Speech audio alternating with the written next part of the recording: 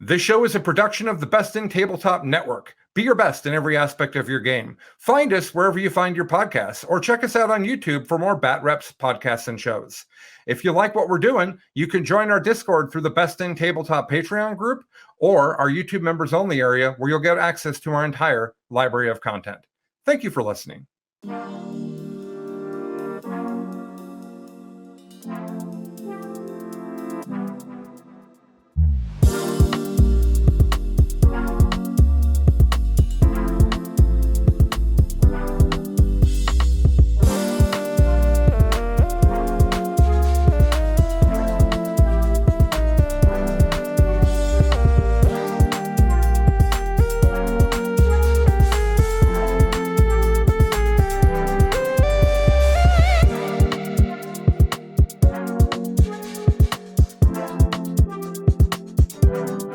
Welcome to Best in Faction. The next generation. I am Lucas. And I'm Nick. And today we are joined by our lovely friends Ian, who you all have seen before, and Max, who is new to the show. Say hi, Max. Hi there, I'm Max. He's a longtime friend of the show. We mention him a lot, so this is the famous Max. Yeah, this is kind of the third member of our Portland practice group. So it's kind of fun to get the gang all in here. And for those who are not aware, all four of us were at BAO. Nick and I have already gone over our games live. What was it, last week? Maybe the week before? And we thought it would be fun to bring Max and Ian on because they brought both sides of the Hexfire box. They brought all the magic and wizardry available in 40k, in T-Suns, and Grey Knights. Mm-hmm. So we thought it'd be cool to kind of see where those factions are at. They were kind of the biggest beneficiaries of the Armor of Contempt change. I mean, up there with like Sisters and I don't know, normal Marines seem just like turbo doomed now. Yeah. But yeah, they were kind of the biggest beneficiaries of that, and we're kind of see where they're at now. So Max and Ian, how you guys doing?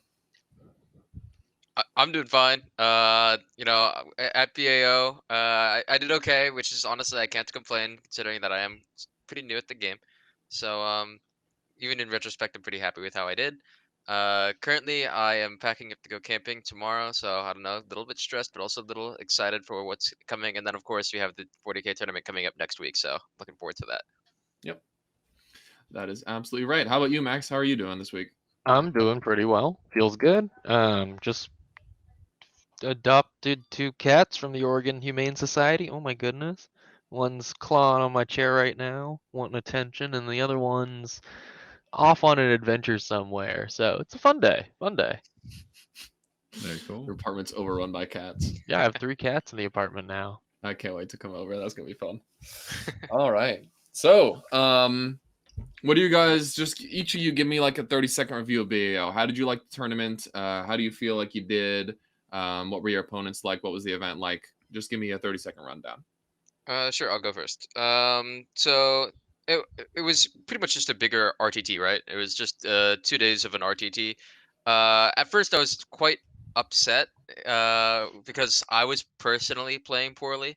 Like I knew that I could be winning the games that I was playing, but I ended up losing. So at first I was definitely upset and like kind of frustrated with myself, but as the time went on, I kind of like I had more time to process what happened and like okay, I can't really be holding myself to a standard to go 5-1 at my first tournament. I kind of like eased on myself a bit and had more fun with it, and in retrospect that was probably the best thing that could have happened. Right. And what was your end score? How'd you end up doing overall? I ended the BAO 3-3, and honestly I learned so much from all my losses, particularly. Yeah, losses are the best learning opportunity. How about you, Max? What'd you think about the event?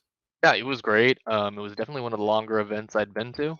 I mean, it's bigger than, it's what was it, 6 games instead of like 5, which some are. And that 6 game can really really tired. That 6 game, you're really tired. But all 6 of my games are great. I had 6 awesome opponents. I ended up going 5-1, which was great with Grey Knights. My only loss was to Jesse Sell, who was the eventual tournament winner with his Bloody Rose Sisters. But overall, I just had a really great time, and just really kind of sold me even more so on player place terrain too. Yeah, definitely. We'll be talking about player place terrain when we're going over the various games and how it all impacts our list construction and stuff. But yeah, FLG's player place terrain is definitely, a world of its own. So very cool. All right, let's get into anything else we want to talk about, Nick, before we get into lists? No, sounds good to me. I think we're ready to go. All right. First off, we have Ian's Any Smiters 1K Suns. Yeah. So Ian, give us the whole rundown of the list. Talk about all the traits and relics you selected, and maybe just a quick blurb on why you selected each of them, and then all the units that are in the list. Sure. So, you can see what's on the list here, but basically, I was running a Cult of Duplicity. Everything was in one detachment, except of course Magnus, but that's just how it be. Um, and then I had Armin, and he was running a lot of the supportive spells. He was running Glamour, Weaver, and Presage. I had an Infernal Master who was really just the buffing unit for the Terminators. He had Master Mission Formator for the redeploy, which proved to be useful in I think 2 games, which I thought it would be more useful, but also I can't really complain. Honestly, honestly, I probably could have used it better. He was running the Ember Crystal, of course. That's kind of like a staple in like any Thousand Suns list, I think. Was running a Demon Prince, targeted smites. He had an Egligans specifically for those pesky matchups where the -1 to hits kind of sucks. And he had Aether Stride in lieu of his wings. And then I had, of course, the 2 bricks of Terminators, and I would run 3 bricks of Terminators if I could, but ran out of points. Had to use the rubrics, had to use cultists. Ran out of points. Would rather have had 3 times 5 bricks of rubrics, but yeah, having 2 bricks of Terminators and Magnus kind of taxes the points that you can really run. So It does indeed. How did you feel like Egligans did? That is something that I hear a lot of contention about in the T-Sims community. Whether or not ability that triggers in the command phase and needs line of sight is even worth it. How many of your games did it prove useful, and how many did it was just kind of throwaway? it proved more useful against players who didn't respect it. Once people started to like understand, okay, just don't stand out in the open. Honestly, it's like it's a little difficult to get the Demon Prince to stand out in the open in a way that you can see what you want to see at the beginning of your in your command phase in general. So against players who didn't really understand positioning. So once I had lost my first 2 games, the next 3 games, Egligans kind of just made it okay. It just to win harder. Like it completely removed some of the mechanics that saved some of the lists that I was playing against. But then also against good players, it felt really useless. It felt like it did not do anything at all. Are you thinking of keeping in your list for best in tabletop open, or is the extra CP from or the extra relic better? I'd have to look at all of the potential relics because there's a lot in the Thousand Suns Codex. I think there's like 12 or so to look through. Probably not a lot compared to other factions, but for me as like a new person to like know all those know all the relics, I'm gonna take a look, see if there's anything else worth running. Maybe even just put the Umberlific Crystal on the Demon Prince and then have the Infernal Master be like less more of a character I can just like throw forward to do a psychic interrogation at some point in the game. I don't know. Yeah. So just that he's more throwaway. Hmm. Yeah, for sure. I see that. Obviously. Oh yeah, go ahead, Nick. I have a small question here. How do you feel about the Infernal Master? I know here we on the show are big Infernal Master fans, but some people out there are not. How was he in your games? It depends on the matchup. Oh, I thought that like he was going to be super super good, and in a lot of matchups he was like incredible, right? Like Strength 5 Bolter Fire is just disgusting into like a lot of particularly like Space Marines, Terminators in particular. Although I guess the AP2 doesn't really matter, but like just having Strength 5 in general, it takes down Knights so well. Um, but on the other hand, it felt like a lot of turns he was kind of just useless, especially later on in the game. Which I guess it doesn't matter so much because he's kind of fulfilled his role. He's done. He's given the strength. He's essentially put out a whole lot of wounds through the Terminators. Um, but it felt like a lot of the time it's like, okay, well he's just gonna go Glimpse of Eternity here. He's just gonna go for the reroll, and that's really the support that he offered. I'm not sure there's like a better option. I think that he definitely pulled his weight. I think that he was not the most valuable player of the list, so to speak. Okay. All right. Yeah, that makes sense. And what about in terms of most valuable players? What do you think about Magnus? I know Tyler and I were giving you a ton of shit for running him because he's not necessarily the most optimal choice. But how did he do? Was he kind of just dead weight? Did he get blasted off the board, or were there games where he took over? I think in 5 out of my 6 games, he was the keystone piece into making this list work. And that Crazy. just might be because like I didn't play against Eldar. I did not play against Tau. So take this with a grain of salt. But in my games, a lot of the time, Magnus, either he just stayed on the board the entirety of the game. I think he lived through the game 3 times on all 3 of my wins, or even in one of my losses, he was on the board. Like he was just an absolute menace in every game, and I could have used him even better to win my first 2. I didn't, my fault, right? But I think that the amounts of damage that he was dealing, and honestly, it kind of clicked with me on the second day that he doesn't need to be an aggressive piece. He can be a bit more of a defensive piece of like he can be the one that casts the support spells, while everybody else does whatever. He doesn't need to be, pushing forward. Like I thought that was like his role. He's supposed to be in the front. The Terminators are behind him, and they do all the hard work. But there's more moving piece to Thousand Suns than that, and I kind of appreciated how much more complicated they were. Nice. Glad to hear. All right. Any other questions, Nick?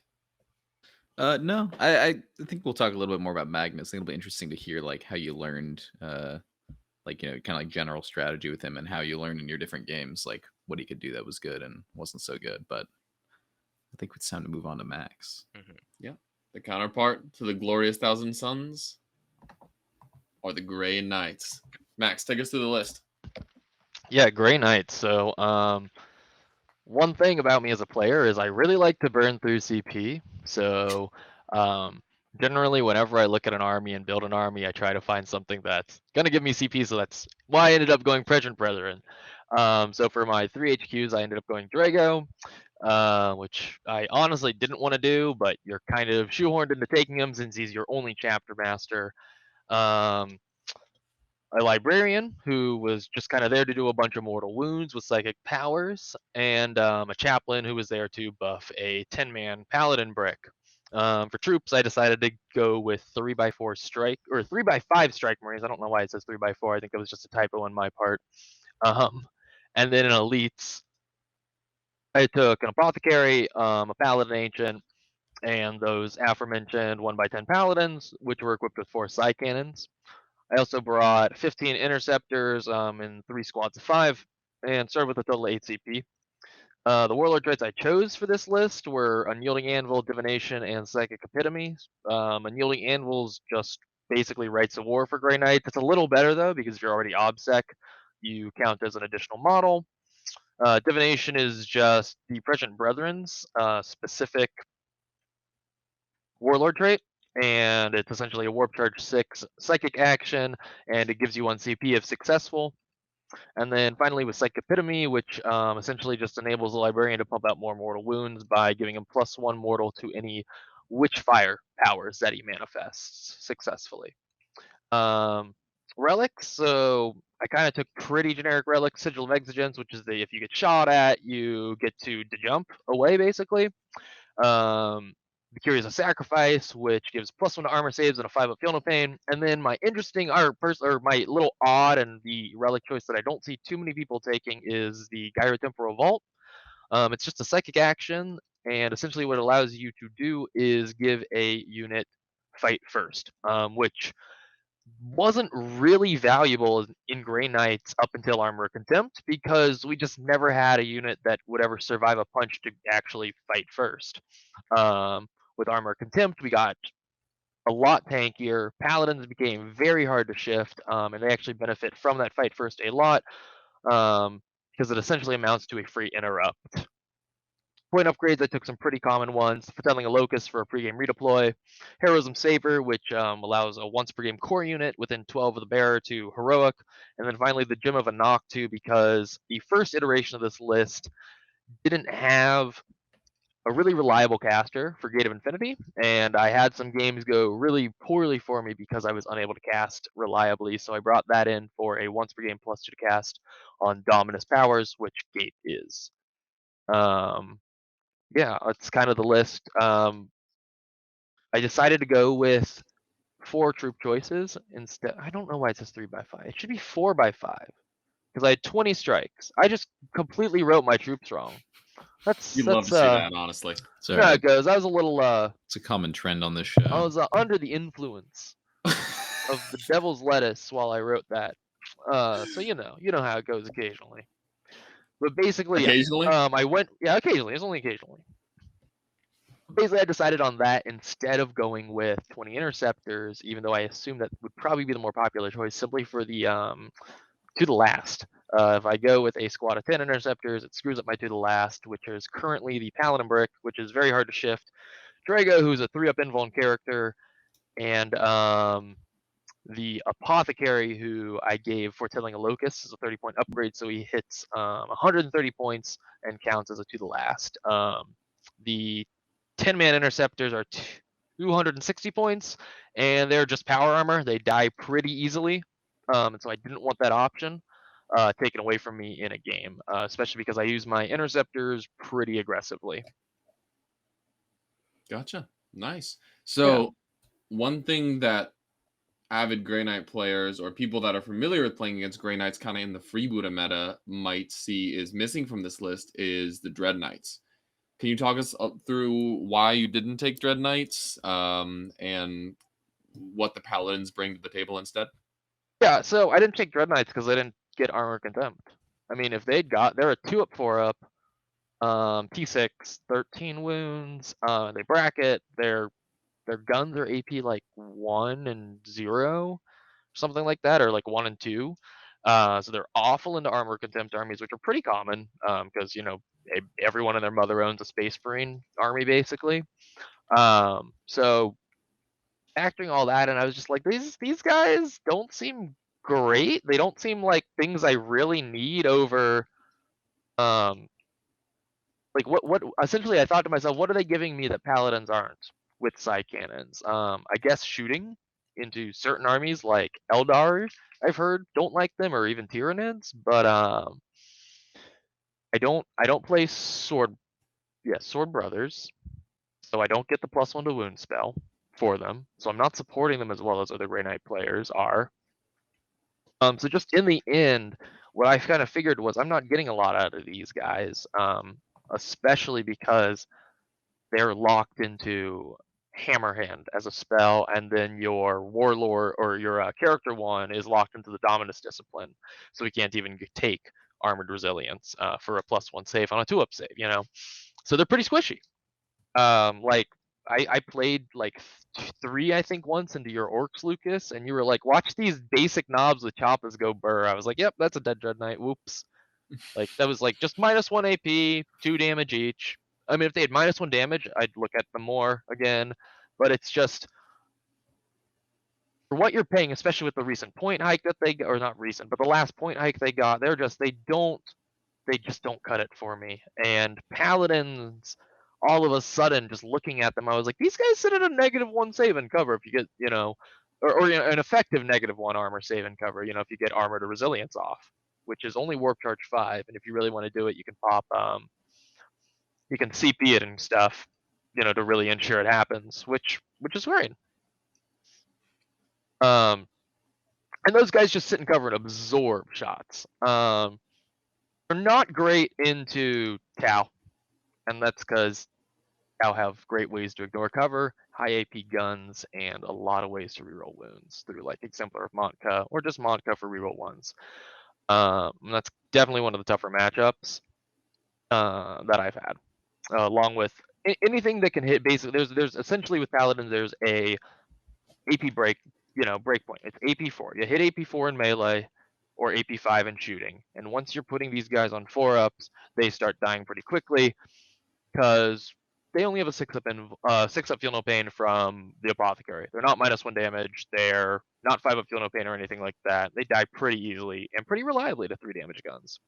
Mm-hmm. Yep. And another one of their strengths is transhuman too. So like full Yes. rerolls to wound are very strong into them. Very, very good into them. Yep. Versus things like +1 to wound are a lot weaker into them, which is nice. Yep. Another thing that I really liked about Paladins that all Grey Knights have, though, but one thing that Paladins also benefit from is Grey Knights just innately have a 5-up field of pain against mortals. That helps. Into certain matchups, it's not enough, but into things like Eldar and stuff like that, it really makes the opponent think, well, I'm not going to waste a CP on what is it, Eldritch Storm or whatever. Yep. Which is great for me because I like blobbing my characters up. I like blobbing my paladins up because that's what the army's about. It's about supporting these paladins, making them scary, making them threatening, and then letting the power armor kind of do the objective work. Right. So I think a lot of people haven't seen or like played against these paladins on the tabletop. So what kind of you were mentioning kind of the AP values that are necessary to get these guys, to their invuln or close to it. Mhm. What you were saying AP 5 shooting and AP 4 in melee is really what's needed? Yeah, so you want AP 4 in melee or unless you're playing a game with heavy cover, which we have yet It's to a myth. see yeah, it's a myth. It doesn't exist. AP 4 in melee, it essentially puts them on a 4-up.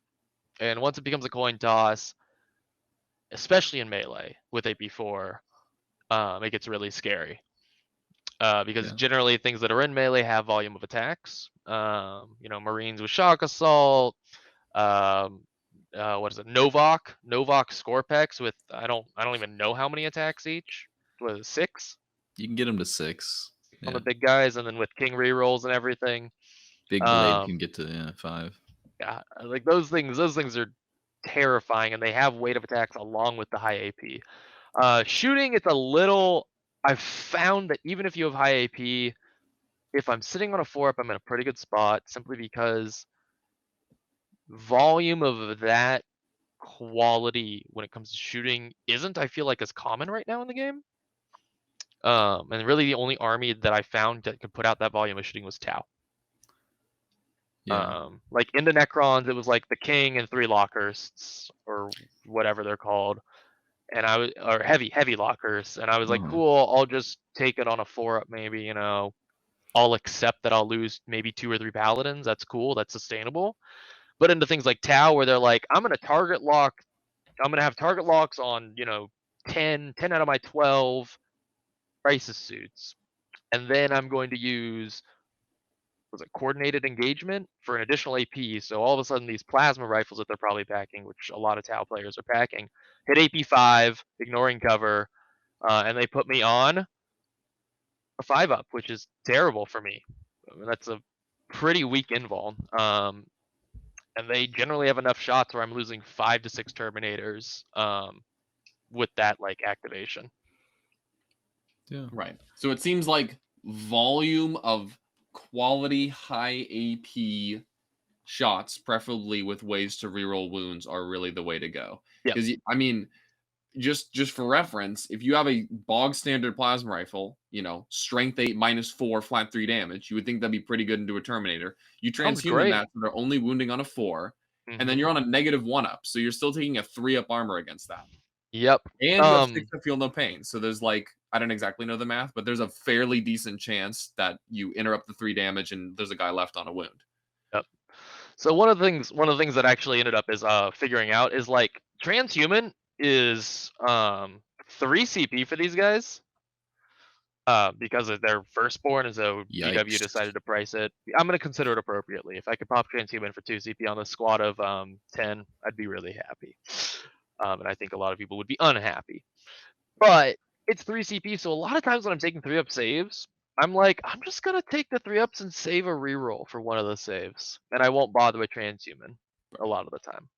Because then you can also spend another CP to just resurrect a dead guy, get some extra movement. Yep.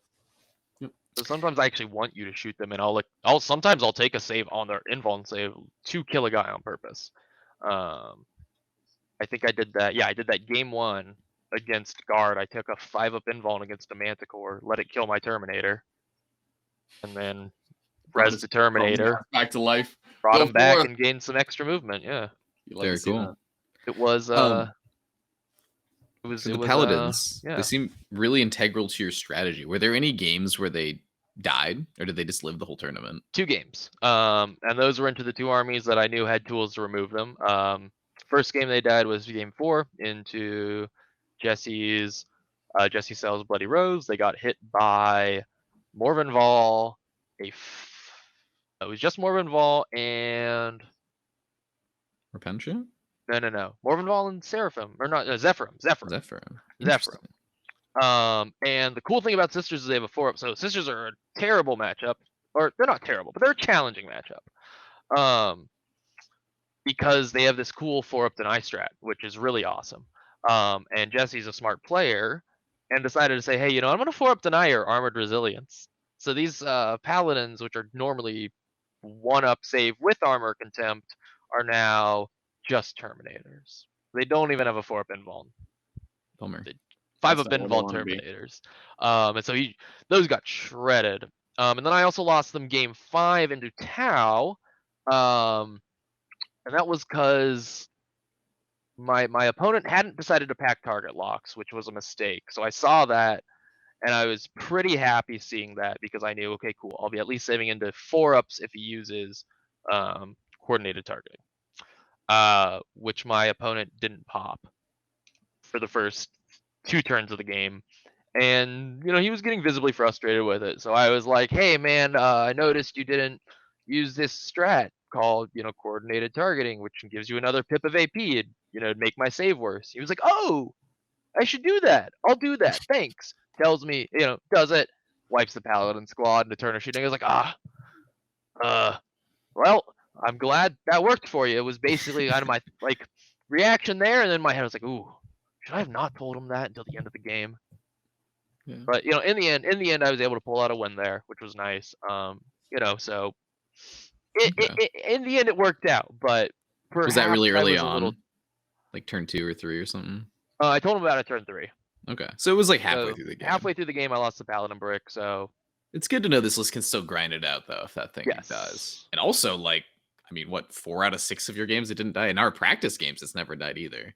I mean, So yeah, into our practice games, it hasn't died. Light Quins, I think, because they're light, They don't struggle a like lot. Yeah. Have died into Lucas's Goffs. Yes. Gazgul makes Paladins, Sad. sad. Yeah. Yeah.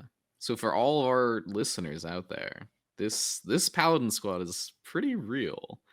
I'm saying now I'm way more terrified of seeing this across the table than 4 Dread Knights. Yeah. 4 Dread Knights Yeah. aren't scary. they're They're too many points. They're too many eggs in one basket, and they give opponents like Tau, Eldar, Harlequins, and Knights now a single valuable target to say, if I can draw an angle on it, I'm pretty sure I can kill that. With pretty reliable shooting and stuff. So overall, yeah, that's my problem with Dread Knights versus this Paladin squad. If I get low to 2 guys, I can just gate them and hide them in a building for the rest of the game if they were to the last, and then the power armor can go to work. Yeah, because So, it's yeah. not like killing those 8 paladins with 0 effort from your opponent. Yeah. Now you got all your power armor alive and they're swarming all over. Mm-hmm. One thing that really took me off guard the first time I got hit by it was just how hard some of these basic squads of dudes hit. I mean, obviously, well, not obviously, people aren't aware of Words of Power. Could you walk us through Words of Power before I say what I was going to say? Because the Words of Power is an interesting litany, and I actually think it's one that people, I don't know if people are playing it right. It's a weird, the way it's written is weird, but essentially what it does is 6s to wound twice.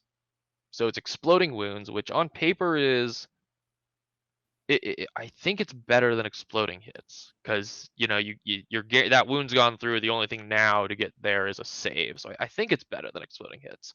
Yep. But the really scary thing about it is when you're in the tide of convergence, which is the tide that you generally just sit in and start in, unless you're going up against a very heavy shooting army that can't ignore cover, which are pretty few and far between nowadays. Like Hail of Doom and Tau are pretty easy ignoring cover.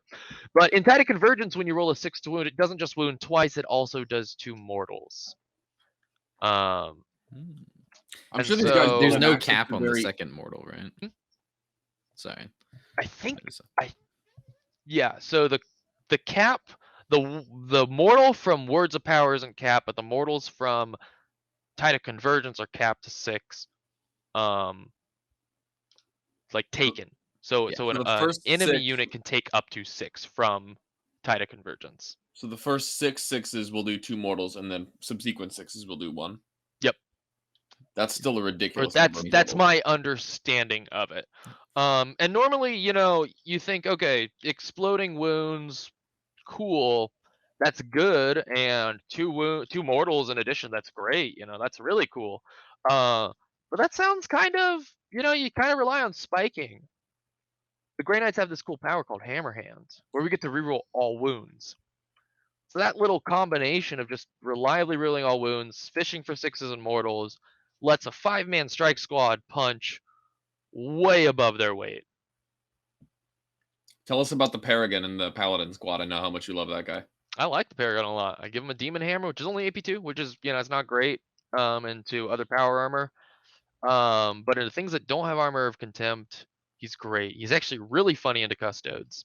And he's killed, when I've played Custodes, I think 3 times with this list now, and the Paragon has managed to kill Trajan twice in those Let's games go. by himself. I would put Cool. Paragon and 2 guys into Trajan, because, I assume Trajan would be tanky with his save and his what's it called? Feel No Pain. And the Paragon would just kill him. What a It chat. was really Hilarious. surprising. Pleasantly surprising for me. Yeah, so he's got what, like 5 attacks? 5 base, weapon skill 2, but -1 to hit because he's He's got a hammer.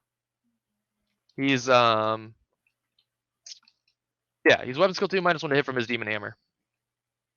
Nice. And And then then he's he got Drago gets- rerolls and obviously a hammer hand, so he's hitting on 3s, wounding probably on 3s, rerolling both of them. That's why I bring the Paladin Ancient now too. He gets a +1 attack from it and +1 to hit. So he's running around hitting on 2s still with 6 attacks.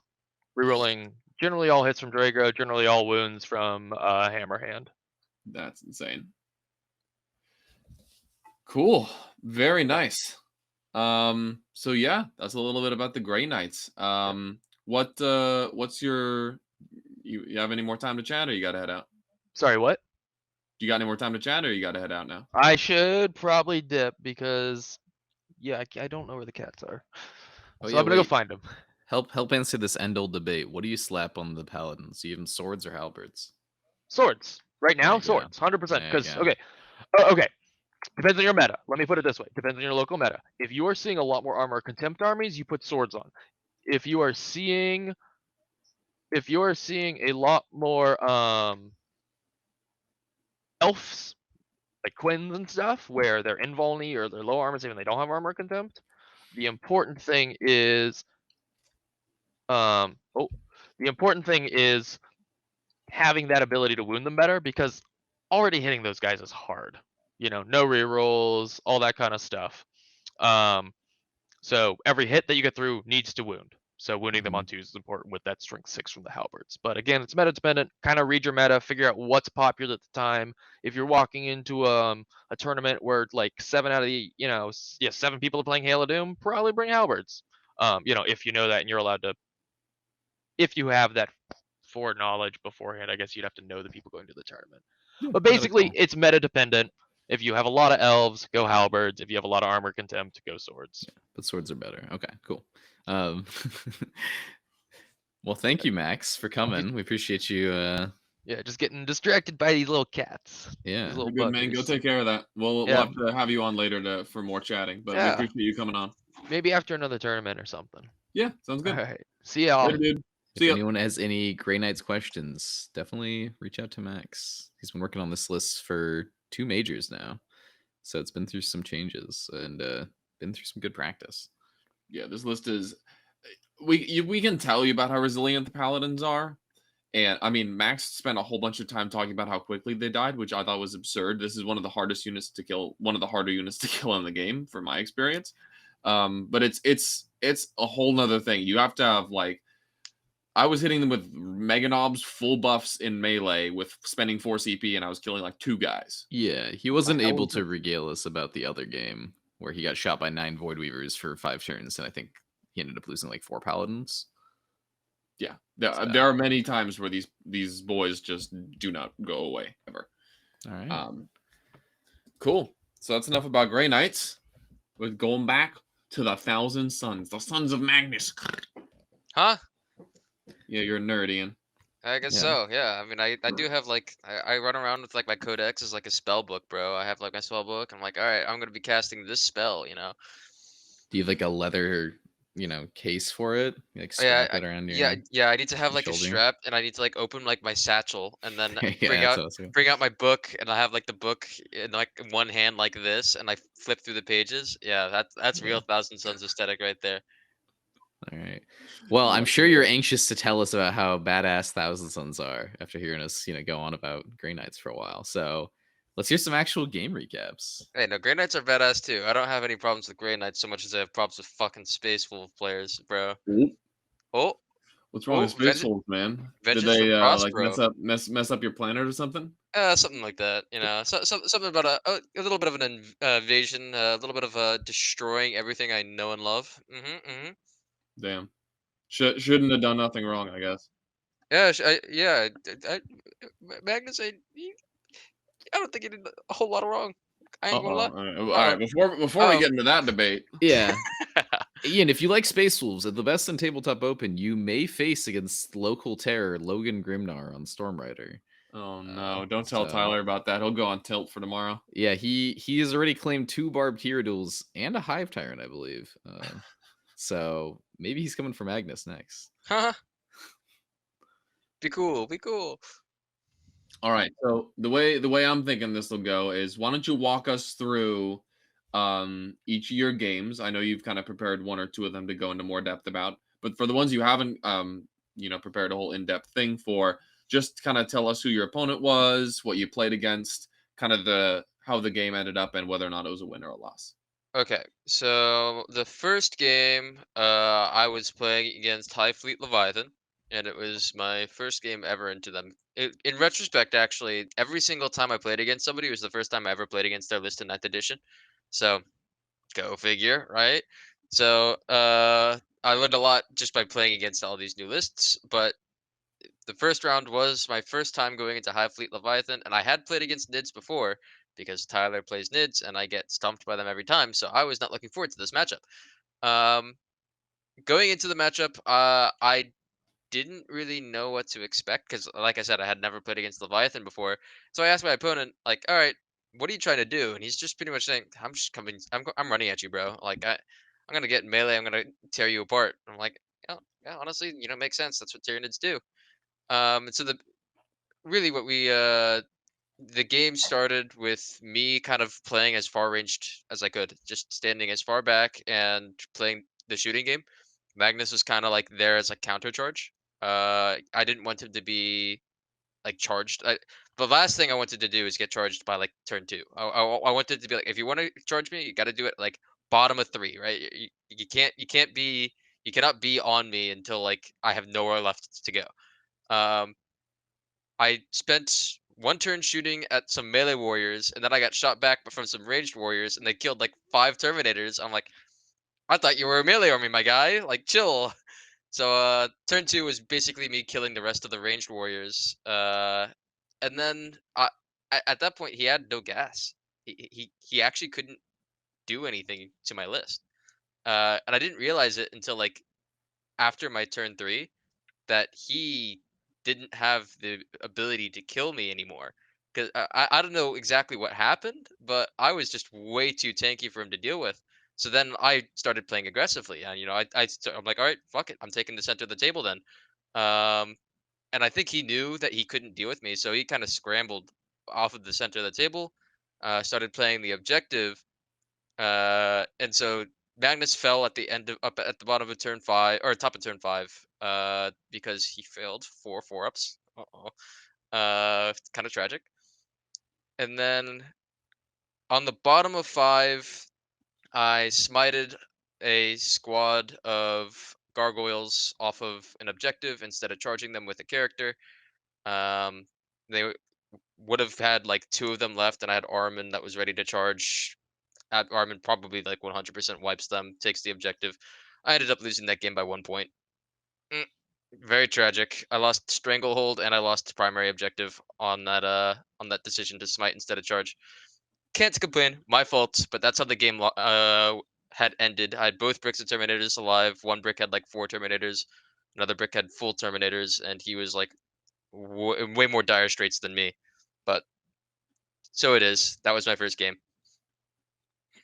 So 1 point loss to Tyranids, the first game of BAO, the first GT plus size event you've ever been to is not bad at all. Although that definitely probably doesn't feel good to lose off of just a brain fart at the end. Yeah, it's just smiting it instead of charging. I don't know what was going through my head.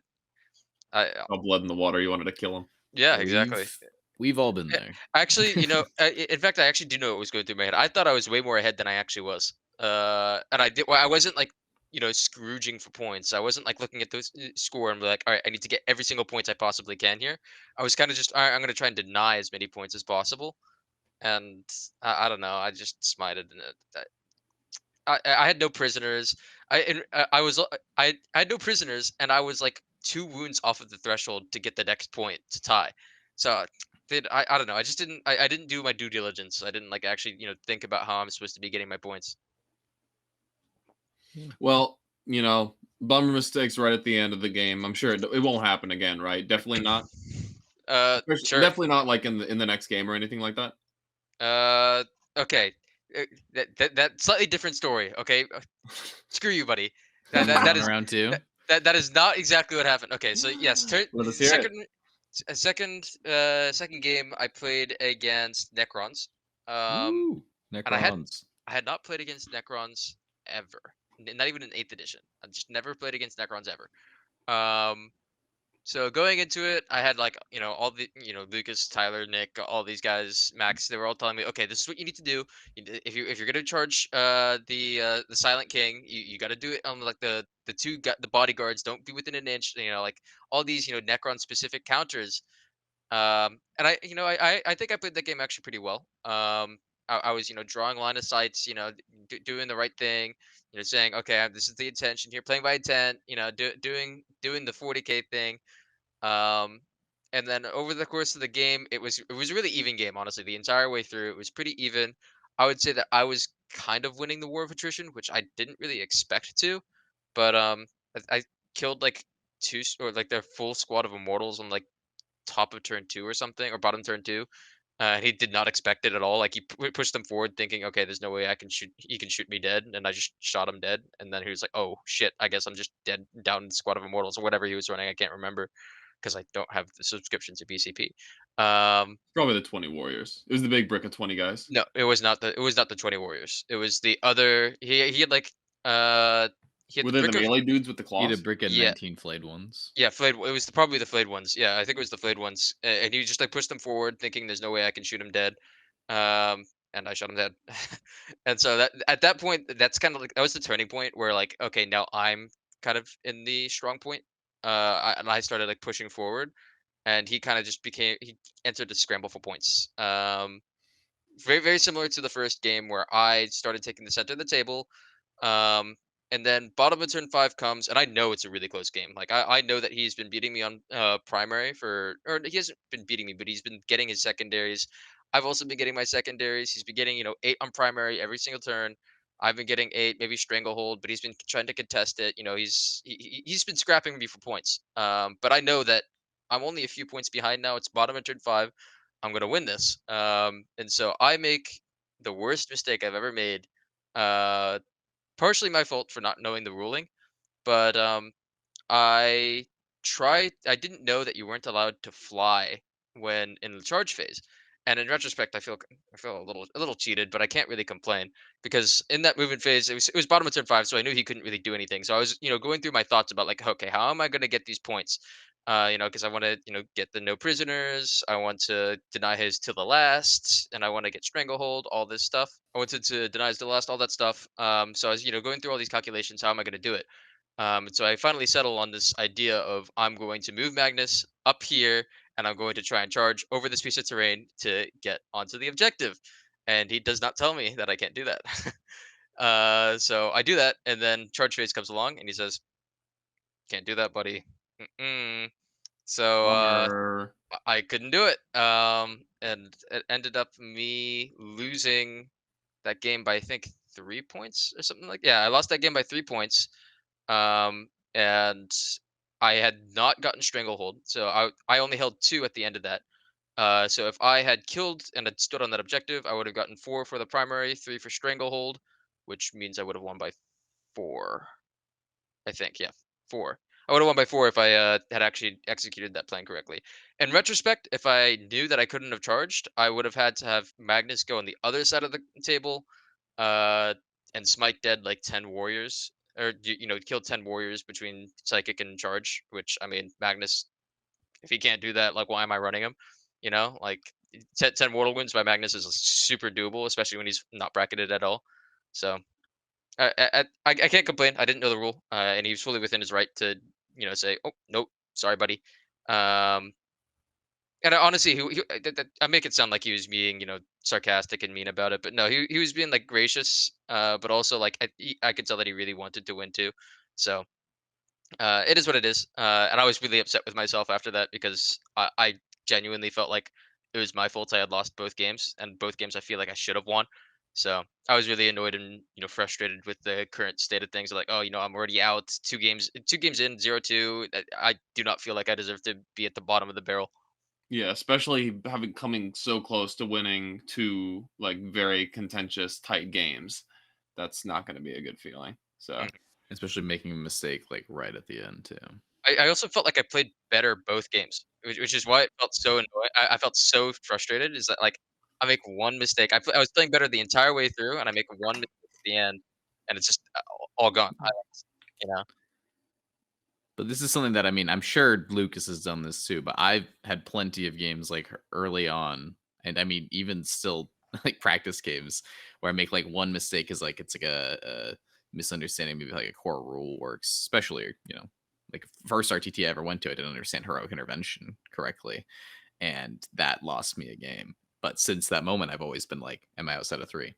Like you remember those moments, Hmm. and like next time you'll be like, oh, can't charge over a wall, like or yeah, can't charge over terrain, The and worst part you'll was play it differently. the worst part was is that it was like if it was if it was like a demon prince, the base would have fit in between the 2 pieces of terrain, but Magnus's base just physically could not fit in between the 2 pieces of terrain, which is why he couldn't charge around. I rolled like an 11 on that That charge, is but it didn't matter because I that couldn't is get all the way around. So the weakness of big models. tragic. It was really, really quite tragic. bit of sadness. Yeah, where's All your right. infantry keyword, dude? Yeah, All right, so Magnus deserves infantry. He gets armor down. He has 2 legs. He has 2 legs. It should be infantry. yep, yeah, damn, make nice infantry. All right, let's go.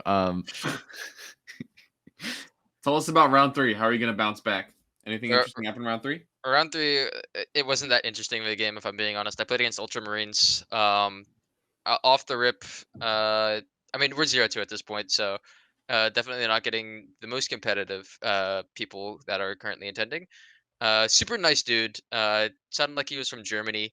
Um, so we put our stuff down, and he puts his 2 dreadnoughts like at the front line, like way off from where the rest of his list is.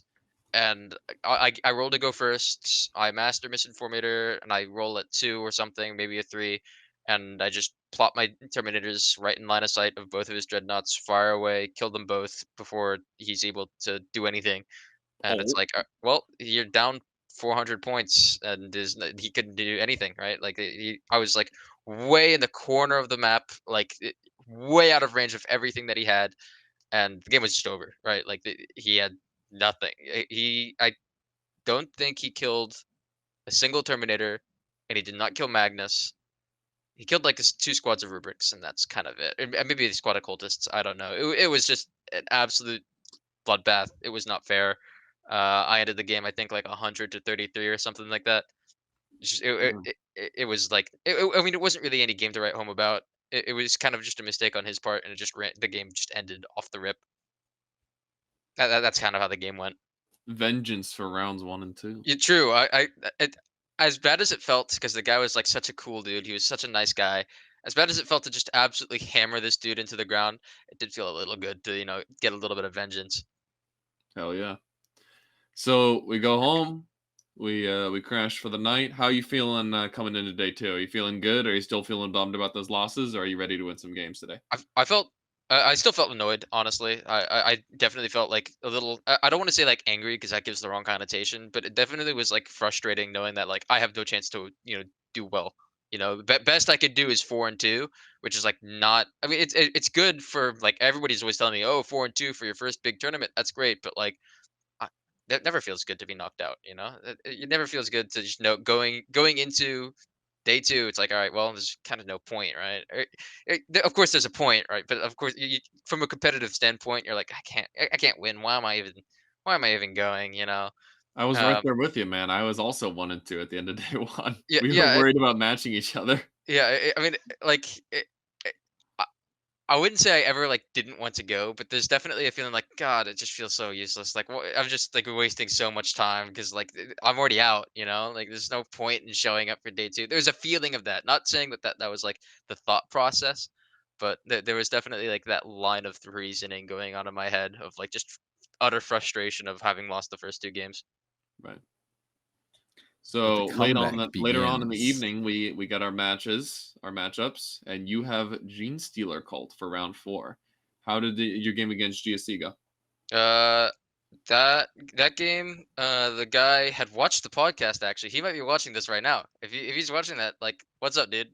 He recognized me, which is pretty cool, honestly. Like that was the first time I got recognized by anybody watching the podcast.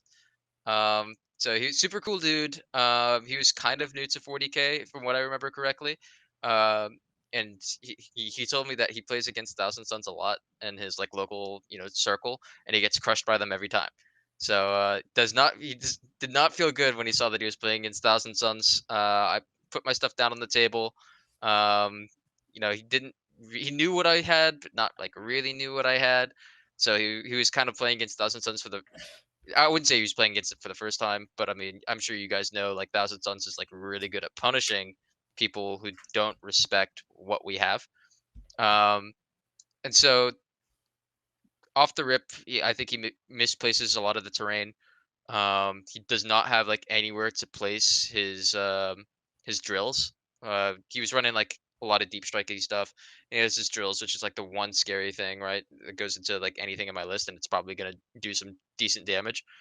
Um, and then he just doesn't have a good spot to place them in the middle of the field. There's like a massive like opening, and I think there's like a crate or two, and there's maybe like a forest, but like there's nothing that's stopping me from just auspex scanning them the second they come down. And so I just take off the rip. He gets first turn, but I'm positioned like at an 11-inch charge or something, so he can't do it. He's not going to gamble the game on that. So he just kind of sits in the back. I take the center of the field and I play it where all the Terminators can see every line of sight. And I just say, bro, if you want to come down, I'll just auspex scan and just destroy all your drills, and there's nothing you can do. And that's kind of exactly what happened.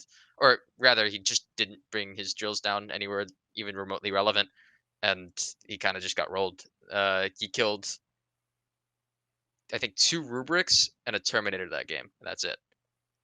That is it. He dealt like 7 wounds. It was. I think. Oh, he got a wound on Magnus too. To be fair, yeah, I think he got a wound on Magnus. It was just it wasn't a fair game, honestly. I think that the player placed terrain just absolutely destroyed any chance that guy had at winning.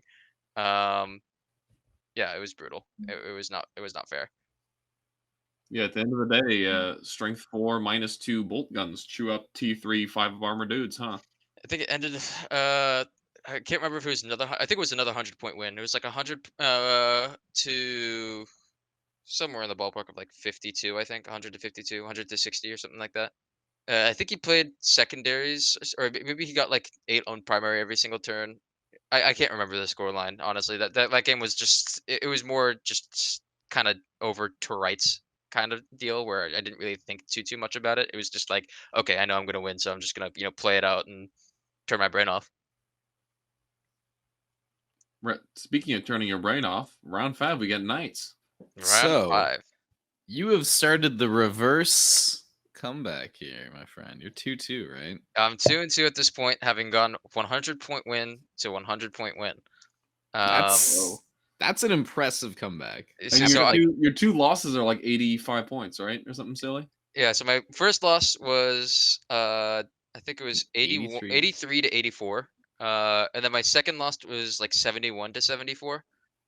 Uh, so Yeah. I'd lost by 4 points total. And then I come back and I absolutely so like I was looking at my BCP the entirety of the tournament and I was like, all right, well I guess I'm just the highest placing member at whatever however many wins I had, I was always at the top because like my losses were just so incredibly dominant losses, I guess if you can call it that. And then my wins were so incredibly dominant, like 100-point wins back to back. So then round 5 comes along and I have to play against Knights. And I've played against Knights on TTS once, but they were Chaos Knights. I've never played against Imperial Knights before. So of course I have, Lukas, Tyler, and Max. They all give me the rundown of like, okay, these are how Knights work. This is what he's going to be looking to do. He has like these honor rituals or whatever. He gets these honor points, and his Knights get buffs based off of what he's able to achieve throughout the game. And so this guy, he takes there's 2 honor rituals that he gets to take, and I believe the ones that he took were that he has to hold more per or hold more at the end of the turn, or he has to hold an objective that he didn't hold at the beginning of the turn. And if he is eligible to charge, he has to charge, or it's something along those lines. I can't remember if that's like exactly what it was, but those were kind of like the ideas of the honor rituals that he had. And of course, you can see the list right here. He had 4 small boys and 3 big boys. I honestly could not tell you exactly what every single thing in that this does because I actually have no goddamn clue. I just know that whichever one is the shooting one deals a lot of mortal wounds. That shit's not fair. It is not fair. That just like puts out like what 15, 20 mortal wounds in like one phase. Like what the fuck? Is that Yeah, okay? this is the Crusader. That man is pretty nuts. The combo is you mesh Blessed by the Sacristans, which is 6s to wound deal immortal. I Yep. don't know if that's capped. With the 3 CP strat, so that 6s to wound deal a number of mortals equal to the damage characteristic. And so then your 6s are dealing like damage characteristic +1 mortals. And turns out this man, when he has Endless Fury, plus a battle cannon, has a lot of shots. Yeah. And I believe Master Tactician makes that 3 CP stratagem free Yes. per game. Yes. That's dumb. Yeah. Very silly. Defend the realm. Also silly. Yeah.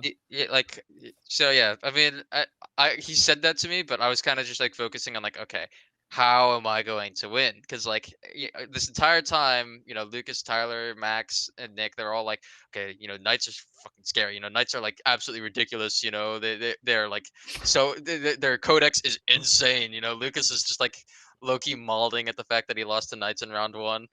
So I'm like, okay, maybe I played against a terrible Knights player on TTS. Maybe I'm just about to get my ass handed to me. And he puts his Knights down, and I'm like, I'm terrified, right? Like, I think that I've had 2 really, really easy wins, and there's like part of me that's thinking, okay, maybe I don't deserve to be here really, because like the wins that I've had are like super, super easy wins, and the wins that this guy probably has not been as easy as the wins that I've had. So maybe I think he's probably a better player. He's playing a list that's insane. And I'm scared. I'm scared going into the game. Thankfully, I think Max was the one, maybe Lukas, one of you two, was told me just put put Magnus into strategic reserves. Don't leave him on the table. He's gonna get nuked off the table, and that was the saving grace of the game. So off the rip, put Magnus on the strategic reserves, and everybody else is just cowering behind cover. Just please, please don't see me. I'm happy to just sit behind cover. And that's exactly what I did. I stood behind cover. He could not get a shot in on the first turn. What he did, and this is, I think, a big mistake on his part, is he kind of spread on 2 different corners of the table. He had one of the small boys going on one corner, and then 3 of the small boys on the other corner. And I was just like, all right, cool. I had been told, I think by Lukas, I know, I think it was Max, focus the small ones. The small ones are the actual threat to your list, because once they're dead, you just shoot at the big ones and they can't do anything because you're obscured and they're not. and that's exactly what happened. First turn, I deep strike one squad of Terminators all the way to his side of the board, and nuke one of the small boys that was all by himself. And then I plink a few shots in on the other ones. I'm drawing line of sights, trying to make sure, okay, you can't see these guys unless you're standing here, and if you're standing here, then you're screwed, right? Because you're going to be like way out in the open. I'm just going to shoot at you, smite you, whatever, et cetera, et cetera. So I was, playing line of sights really, really well, I would say, and killed one arbinger off the bat. Top of turn 2, he kind of pressed go button. He was like, "All right, fine. You can kill one, but I'm going to do everything I can to trade those Terminators back." And if he had gotten them, absolutely worth on his part. Um, but he wasn't able to get them, even though he used the Knight Crusader with the Blessed of the Sacristans or whatever the hell it is. Dealing like 20 mortal wounds. Like, calm down, my guy. So he tried to trade. He killed, I think, 8 Terminators with the Knight Crusader, which I think I rolled quite poorly, but also I can't really complain that the Terminator survived. Um, so I was actually quite happy that the Terminators were alive after I realized like how much firepower the Knight Crusader had. And he put the Knight Crusader forward, and one of the other armigers came in to also support that fire. Um, and he wasn't able to take down the Terminators, and he was now really over indexed to take over that one corner of the map. And so Magnus comes down top of turn 2, um, or bottom turn 2. Put him on that corner to protect the Terminators. Just straight up smites dead one of the armigers. Gets into combat. Turn 3. It just becomes a bit of a slugfest in that corner of Magnus and like these 2 Terminators just cowering inside of a building. Like, please don't shoot me. Just focus on the big boy over there, because these guys are just sitting on the objective, holding it. And Magnus is kind of just 1v1ing or 1v2ing 2 knights. The Crusader survives. He takes his shots into Magnus. Magnus takes like 12 mortal wounds, or 12 wounds total at the end of the phase. I was like, okay, shit, fuck. The -1 to hit, kind of big deal, honestly. Against the Crusader, because not being able to roll for your wound roll means that you don't really get to do mortals on me. God bless. And also, I think he rolled a little poorly, to be fair, but I was happy. Magnus survived his turn, so I didn't complain. On the other corner of the map, he was taking over the objective on my like the corner not in my DZ. And so on that corner, I was kind of just scrapping for the objective. I was kind of just holding the midfield objective with cultists, rubrics that would just get shot off every single turn, but that's fine because I was getting Strangle. And then on one turn, he has which I think it's the Paladin. That's the melee one. I have Armin sitting on the objective, just holding that objective. By himself, and I know he's going to die, or at least I think he's going to die, but he's holding the objective for strangle purposes. He gets charged by the Paladin, and he survives. Bruh. Oh, is that allowed? So Magnus survives, or not? Armin survives a charge by the Paladin, and he punches back, and he doesn't kill him on the punch, but he kills him in the psychic next turn. Let's go, Araman. Yeah, Araman, he kind of put in work on that corner of the map, just pretty much 1v1 to Paladin. Which I can't. Honestly, like he rolled poorly, right? If Armin surviving a melee phase with a Paladin, something went horribly wrong. And honestly, Armin did deserve to die. To be fair, he would have been shot off that objective next turn, but still, like he rolled quite unluckily. To be fair to him. But then that turn, the Paladin goes down. The Demon Prince gets into charge range of the Preceptor, and I have like the other squad of Terminators gets in charge range of the Preceptor. And it's like, okay, it's just over, right? He has like one Warglaive left, sitting in the back holding his objective, and the Paladin is dead. The Preceptor gets absolutely shredded by the Terminators in melee. He conceded. The bottom of 4, I believe. We didn't play it out as if he had conceded. We kind of just we talked it out. Like, okay, you would have gotten these points. But that's kind of how the game ended, and I ended that game, I believe, like 100 to 65 or something like that. Another 100. Let's go, dude. It was like 300-point wins back to back to back. That's awesome. Hell yeah. It was honestly, felt pretty good. What was your measure of nights having played against them? What, like twice now? Um, I think my matchup in the Knights is like it's so unfair for me. Like it is so good for me that they just can't stand to the amount of wounds that I'm able to put out.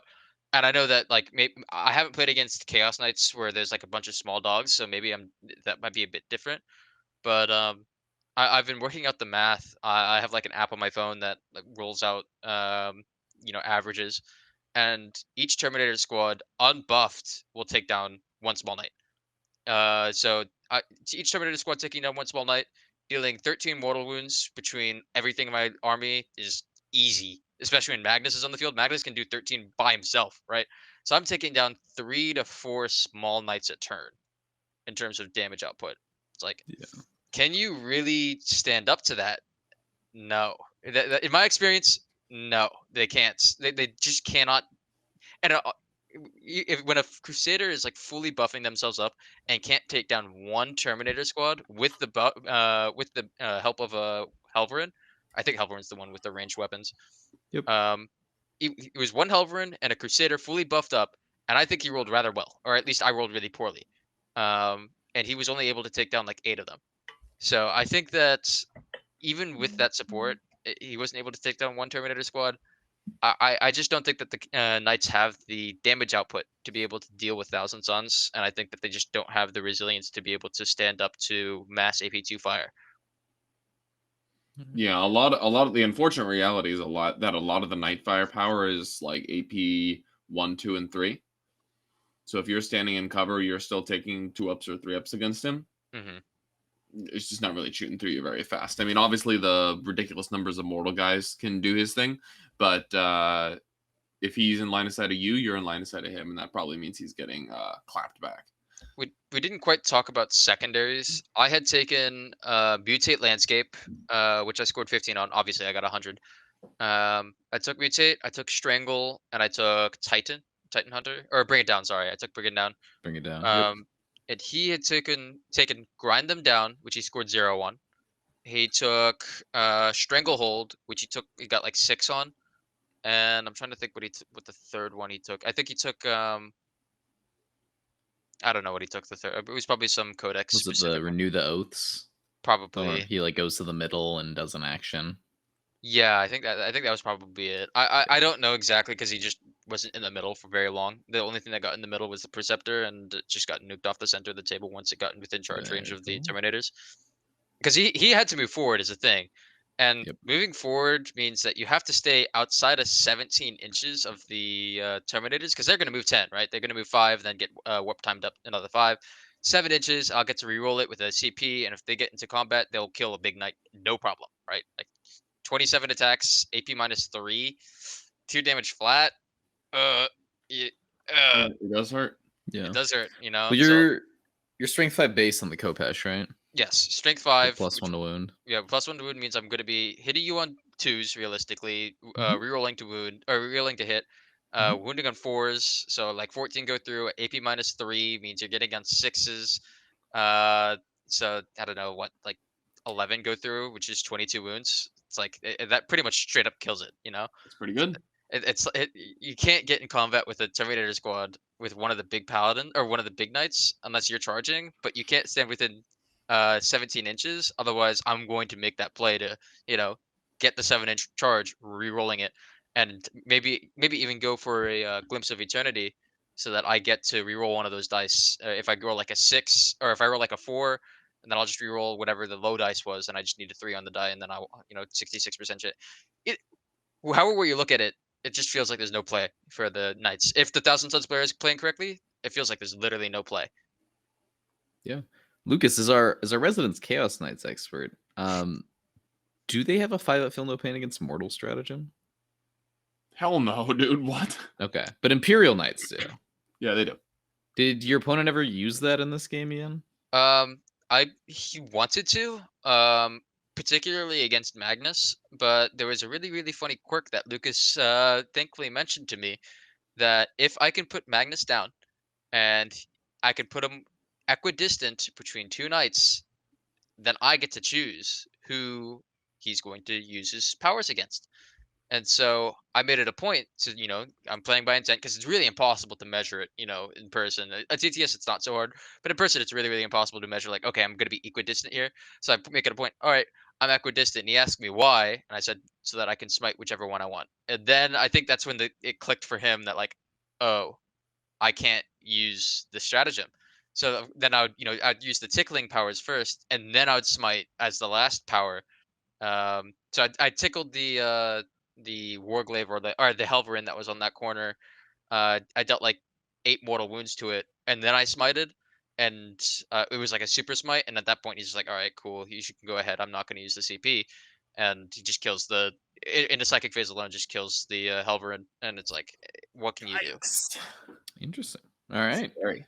Because the second he turns it on, I'm like, okay, fine. I'll just swap to the Crusader, I'll swap to the Crusader and deal 10 mortal wounds there. Yeah, because it's when he has to take when he takes mortal wounds, right? When Yes. you would suffer a mortal 5-up, Yeah. don't. So the first spell from Magnus goes through, decides to use it, guy starts taking feeling pain. It's cool. Every other spell from Magnus is now going to the other knight. Exactly. Very cool. And he just had he had no play, right?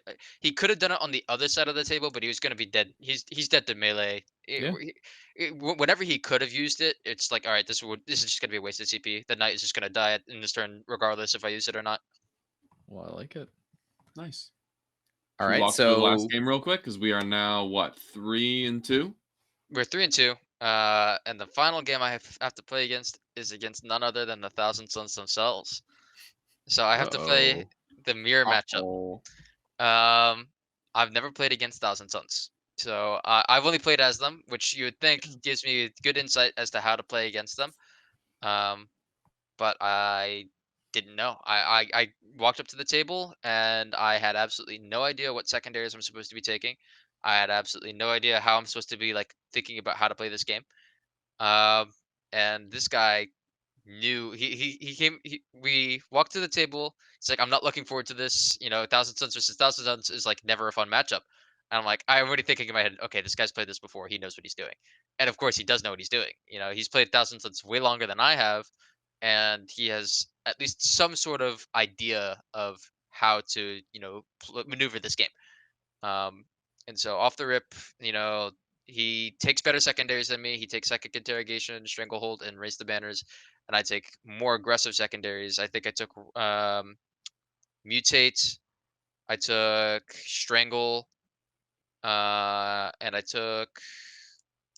I can't remember what the third one I took, but it was aggressive secondary. I had 3 aggressive secondaries, and he took 3 kind of defensive secondaries. He had stranglehold, which does kind of enforce him to take the midfield objective, but for the most part, he was going to be playing it defensively.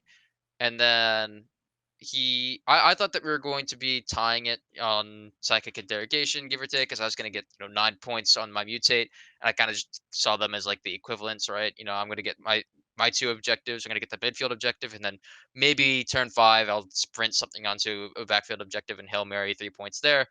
And then I thought that he was going to do something similar, like I'm going to try and deny his psychic interrogations. He's going to, use his CP to make it auto pass, or maybe not auto pass, but make it undeniable. But then I'm getting value, et cetera, right? So like I just figured, okay, they're going to be even. And then he starts casting psychic interrogation from 30 inches because that's a cabal ritual you're allowed to do. And with Thousand Suns, psychic interrogation goes off on a dice roll of a 3. So he's casting this at 30 inches. I can't deny it, and I immediately realize that I'm lost. If all is going to go as it is, and he was happy to play defensively, just psychically interrogate, raise the banners, get 10 on banners, play stranglehold, get 12, 15 on stranglehold, and psychic interrogation me for 15. He was happy to do this, and I would have lost by 6 points, give or take. So I was like, all right, screw it. I can't just play to lose. I'm just going to go all out, teleport my Terminators forward, rush Magnus forward, try and force something to happen. His Terminators charged my Terminators, and I thought that Terminators versus Terminators is a wet noodle fight. That is not the case in terms of prospering Kopesh's into Terminators. That shit slaps.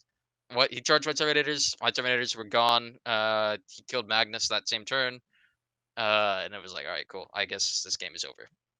And it was over. I mean, like I had lost my Brick of Terminators. I lost Magnus at the bottom of 3, and it was like, all right, cool. There's nothing. I knew it was a bad play to force it. I knew that I was never. I was like going to be at a disadvantaged spot. But then I got absolutely destroyed. I conceded the game. We talked it out. He was like, there's no point in playing it out. We both kind of like accepted like, okay, yeah, you're going to win. After the fact, I went on to Discord to play TTS, and I was asking a question about the psychic interrogation thing. 30 inches, and I learned that you're not allowed to cast psychic interrogation at 30 inches because Yeah. the psychic Hmm. the spell literally says you are allowed to attempt to manifest this if you are within 24 inches. So There's you can't extend the range of it if you had never cast it in the first place. there's also a core rule update that they made to the game. I think at some point in one of the FAQs, which says that the range of psychic actions is never modified by any rules. So So I mean, to be fair, I think he knew the matchup better than I did. So even if that wasn't the case, I think he still took better secondaries than me. I think that his psychic interrogation was way safer than my mutate, and he probably would have gotten 15. Like that was a pretty safe 15, even if he had to move within the 24, because then he could just warp time his Zing or Shaman straight back out. So he would have been fine, honestly. I did get a little cheated out of it, but that's like kind of stretching it. I think he still deserved to win. Yeah. And there's just like a few more points of failure there. But, yeah, I think he probably would have won by the same margin. Honestly, like it would have been a bit riskier because it would have made it so that if I moved forward, he would have to move whatever's casting Temporal Surge back out of deny range, and that would have made it a bit more harder for him to play. But regardless, I think he deserved to win. And I learned a lot, particularly from that matchup, how much value psychic interrogation actually has in a army like Thousand Suns, where you can cast the action and then temporal surge them right back out. And the same deal for mutate landscape, right? You can move somebody forward, cast the action, and then have somebody else temporal surge them right back out. That's a really powerful thing that you can do for 3 points every single turn. When I look at that guy's list, I can imagine that he probably got 15 points on psychic interrogation every single game. There's almost no reason unless he's rolling Snake Eyes, CP reroll Snake Eyes. There's no other way that he was not getting 15 on psychic interrogation. And to be able to go into any game you want and be able to just say, I'm getting 15 on one secondary, that's a really powerful, 100 points that you're bringing there. It's 100 points for Zing or Shaman, and you're getting 15 on secondaries. That is worth it, right? That is a pretty impressive unit to have. I was pretty impressed by that one little dude. There you go. I think we're going to be seeing a little bit more of that with some of the changes to the secondaries coming down the line. I have no idea about these secondary changes. Yeah. Stranglehold. Bye-bye. To the Bye. last. Bye. Are they replacing them? Nope. They're gonzo. They're gone. And you don't have any other choices. Yeah. Correct. Got to learn how to play the game a little bit differently now. Yeah. There's rumors that there's gonna be a lot of like book secondaries redone to be better, to be like the easy auto 15s are gonna be less auto 15s, and the stinkers are gonna be hopefully takeable. But we'll have to wait and see. Come June 25th. My secondaries are already good for my book. Fuck. Well, more Thousand Suns nerfs. Yeah, we'll see. We'll see. But that's awesome. I mean, what is it? Your final placement, you end up going 3-3. You get 45th out of what, 150 people? And just looking at it now, you're the best player with 3 wins. You're the highest placing 3-1 player. Yeah. Actually, I'm not surprised by that. Yeah, all your games were very high scoring. So if you could double check, I think I won the 3 games I won was 100 points, right? I'm pretty sure I won. Yeah. You had 193 point win. Oh, 93. Very high, but it's very That was the Gene Stealer Colt, right? high. Round Oh, 3. oh, that was the Ultramarines. Yeah, the Ultramarines was 93. Yep. Yeah, it was 93, then 100, then 100, and then I lost. I think the last one was like 100 to 63. Yeah, 60. Yeah. But yeah, well done. I mean, that's what I think the first 6-round tournament I ever went to. I don't even actually know what it was, but I mean, that's great. This is your first like big tournament. Like, you didn't even like go to like any GT first or anything. And that 6th round is no joke. You are quite tired that round. Yeah, at that point, especially the fact that like I knew that I was going to be playing against a Thousand Suns mirror, and like I knew that it Yeah. was going to be like a game of like, oh, I have to like actually think about what's going on, like every small detail. He In knows round 6. He knows Yeah. everything. Yeah, So he knows everything. I didn't, and I'm like, even he after the game, he was like, yeah, I was thinking so hard about like the psychic ranges, like how to deny, how you're going to deny, and he was putting more thought than I was, and he already knew what he was supposed to do. So like, he deserved to win. He was absolutely a better player than I was. He probably still is, and he will be for a while. So I can't complain. yeah, But not forever. Not forever. Not forever. Ian's coming for you. Hey, Random So dude. Ian Challenger in is League of Legends. What can I say? I'll be good at some point. yeah. Challenger and Warhammer. Challenger. So I remember we all I think hung out the next day, and you were really excited to keep playing, which is like awesome. That's such a great attitude to have. Like right after a six round tournament, next day, like, all right, let's play another practice game. I'm excited to play more Warhammer. That was super awesome. Honestly, if I had went home instead of hanging out with you guys after the first day, I would have gotten on TTS and played a game. I literally would have. When I get competitive about anything, right, I just play it a shit ton until I'm good. And I think I might have mentioned this last time I was on the show, but my mentality about games, honestly, it's like it might not even be like that healthy. But when I play a game, I have to be good at it. If I'm not good at the game, I don't like playing the game. And I think that comes from just me playing League and being really good at League and playing it for so long. But like if I can't play a game to the highest level, I'm like I get frustrated with myself. I get like annoyed with the game. And so either I quit it or I get good at it. And so in this particular case, I just wanted to get good. That's super You're exciting. definitely on the right track. So Ian, I believe you are coming up to the Best in Tabletop Open. Is that correct? I am. I believe I am too.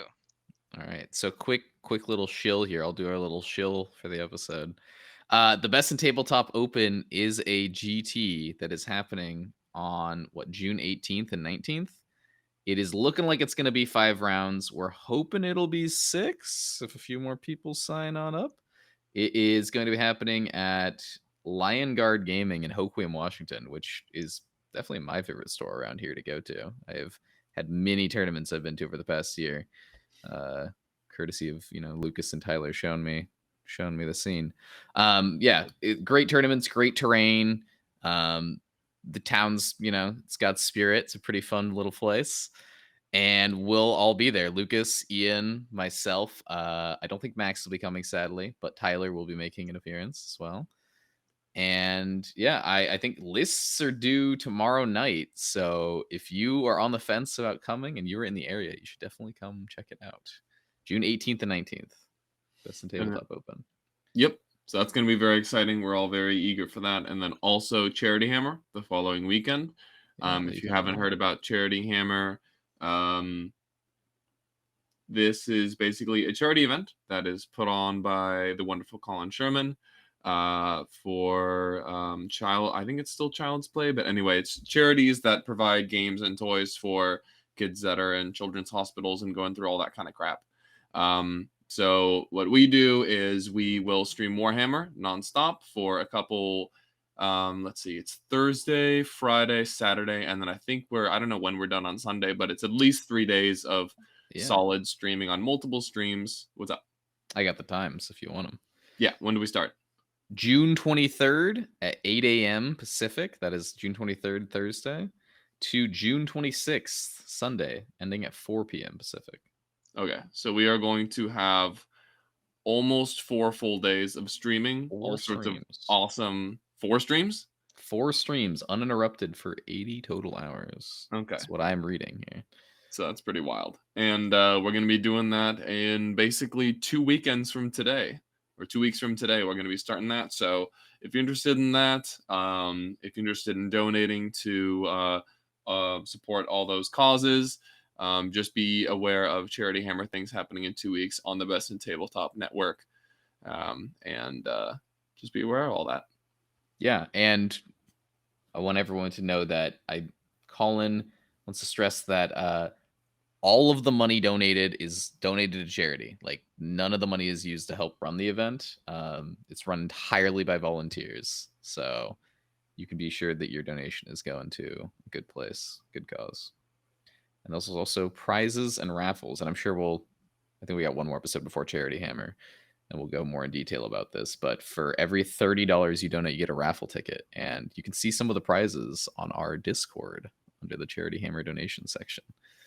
So there's some pretty exciting stuff, including, I think, a $1,200 in-store credit to Hammerhead Games is one of the top raffle prizes this year. That's pretty wild. So, yeah. But Lucas and myself will be playing in the GT, I believe. It's going to be super fun. I'm looking forward to it. But I do want to talk about, if we have to get a little bit, like we've covered Ian's GT run. One of my favorite parts about after playing, or not GT run, major run. One of my favorite parts about after playing in a tournament is kind of like list analysis and changes that you might be making for the future. And with the GT right around the corner, what are you thinking, Ian? Is there any changes that you're thinking of making? Anything that you're like, for sure bad, for sure great? I've been like thinking about this might be like a really bad train of thought, but I was thinking that the cults of in Thousand Sons are really like underutilized. There's only Cult of Time and Cult of Duplicity, and I was feeling like the Master Mission Formator was okay. Maybe I wasn't utilizing it as well as I could have, and I felt that having one Terminator brick being Cult of Duplicity is fine, but having the second one doesn't make a whole lot of sense because you can just use the Umberlefic Crystal to teleport the one that isn't Cult of Duplicity forward. Well, you're only allowed to have one Colt. The in GT match pack play. has something to say. Yeah. What? Yeah. Sorry, unfortunately, bud. you can no longer soup subfactions. So you're all time or all duplicity. Dude, this game sucks. What can I say? True. Yeah, it's about to get a little bit more boring too. Wait, is that like something that just got announced, or is that like a while That back? is That was in part of February, Warzone Nockmund, which came Go out figure. end of January. Yeah, I've never tried souping it. Okay, well, go figure. There you go. That was Yeah. the thought process I was having. So maybe I guess not anymore. I was That also like, I was that also was the putting, meta beforehand. You ran duplicity and time, or like mutation and time, I believe. yeah, go figure. I was also thinking, and this also might be like a bad line of thought, but I was thinking of maybe replacing Armin. Because I felt, even though that I think that he's really, really good for the points, I think having a a Django Shaman that is able to do the same thing, be on a disc and cast, is perhaps more valuable because I could just put the spells that Armin is casting on a Demon Prince and then run one of the relics instead of the Glygans to help him cast more reliably. That was like one of the thoughts that I was going through, because then maybe then I can just forego the Armin, get a Django Shaman, use the points to upgrade the cultists to another squad of rubrics, and be just that much more tankier, be that much more versatile, because I don't have to actually send Armin forward to do the psychic interrogation. I can do the Django Shaman forward. And when Armin's doing the psychic interrogation, it doesn't feel so great because he has 3 casts, and when you do a psychic action, you can't cast unless there's one CP that I can cast once, even though I'm doing a psychic action. But Yeah, I but don't want to use that. if you get Araman, you want him either casting your buff spells or your damage spells. Yeah. So I could get rid of the Demon Prince, and maybe get like an Exalted Sorcerer in his stead, to then just sit back and do the have the supportive spells being cast. That's kind of like the thought process that's going through my mind right now. I'm not 100% certain, but I'll have to have a list uploaded by tomorrow. So Yeah, I think the one downside with that is, what is it? Because your 3 support spells are +1 to hit, -1 to hit, and 4 Benvol. yes. and that's 3 casts. Like the only way to give him 3 casts is that warlord trait, master like the dark lore or something, right? Yeah. Which Magnus is using, right? Yeah, that's true. I think Weaver it used to be so good. It's not that great anymore because armor contempt makes it so that I'm rolling on my armor more often than not. At Mhm. AP, it takes AP -5 to push me to a 4 up. So only when Yeah. you're shooting me at anything higher than AP -5 will Weaver actually matter against the Terminators. And it's kind of nice to put it on the cultists to make them like that much more tankier, right? Because the 4 up invuln cultist, like shit, that actually kind Oh of yeah, I do love 4-up invul troops. I can tell you uh that much. but that's like the best thing that Weaver really offers. I'm Screw sure it you, could. Nick. I'm sure that like there's uses. Yeah, I'm you're not running any spawn, which is what Weaver's like really good on. yeah, exactly. I'm sure that there's like ways to like temper the list here or there to make it more useful. But the way that I'm currently running Thousand Suns, it doesn't really have a great place. Okay. So I'm thinking like the cast is kind of useless. Rather just put it on a Django Shaman, or hell, just an Exalted Sorcerer or a sorcerer, any sorcerer on a disc, right? It doesn't have to be think Armin. I think only exalted sorcerers can write discs. I'm Maybe not I'm 100 wrong. percent sure. I've always I run think that's Armin. right. I've always thought Armin is so sick, but I think that He is maybe, sick. just The maybe, he's The other overpriced. thing is there might be one of those hidden rules where you can only take 1 DP / Exalted Sorc per detachment, You like can the only take one Jealous DP. You can take as many Exalted Swords. Exalted. Yeah. Are you sure? I'm like 99. I know that it's like Jealous Tyrant is the rule. Yes, something about And Tyrant. Jealous Tyrants is that. Give me 1 second, and I'll tell you what Jealous Tyrant does. Yeah, because I'm pretty sure you can take like Aramon and exalted sorcerer in the same detachment. Yeah, because he's not an Exalted Sorcerer. You Okay, can I didn't include know if a you had like a max. weird keyword. Yeah, you can include a maximum of 1 Demon Prince unit in each Thousand Suns detachment in your army. That's it. That's the rule. Okay, Very cool. then you're good. All right. Well, that is very spicy change that I was not expecting to hear. So Me neither. I That would be a fun yeah. change, and I'm eager to see how it goes. I honestly. like the line of thought with Weaver. All right. Yeah, it's not that necessary in your list. I personally am like, I like Aramon. He's very reliable. But you've been Yes. playing T-Suns more than me. The reroll to cast feels really, really good. But also, it came to my mind when I played against the Thousand Suns player on round 6 that I don't have to be the aggressive player. There's matchups where Magnus can be the one sitting in the back, and he's the one that's casting the spells that Armin would be casting. And I mean, hey, don't get me wrong, Armin's a pretty good caster. But Yeah. Magnus is kind of on a different level when he's +3. So like, Yeah. It is weird having Magnus. I've never played a list with Magnus, so I will definitely yield to your expertise there. All right. Well, that sounds like an episode, boys. Well done to all. That was a lot of fun. Thank you for coming on, Ian. We always appreciate your T-Suns insights, and glad to hear that BAO is successful for you, and that even more glad to hear that you're eager to come to more tournaments. And I'm personally very excited to see you next weekend. for sure, I'm looking forward to coming to Portland. Absolutely, haven't been there before. Ooh, well, it's fun. We'll show you around. It's gonna be lit. Wow, next And weekend. be That safe is on the so camping soon. trip. Try not to wander off again. Yeah, bro, I'm going to.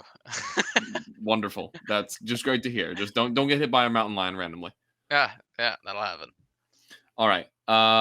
Let's do a quick little outro. Thanks for tuning in to episode 14 of the Best in Faction Next Generation, or Best in Tabletop Next Generation. I'm doing great. You can tell I've definitely done this many times. And we hope you enjoyed our second round of coverage of the Bay Area Open. Until next time, I'm Lucas.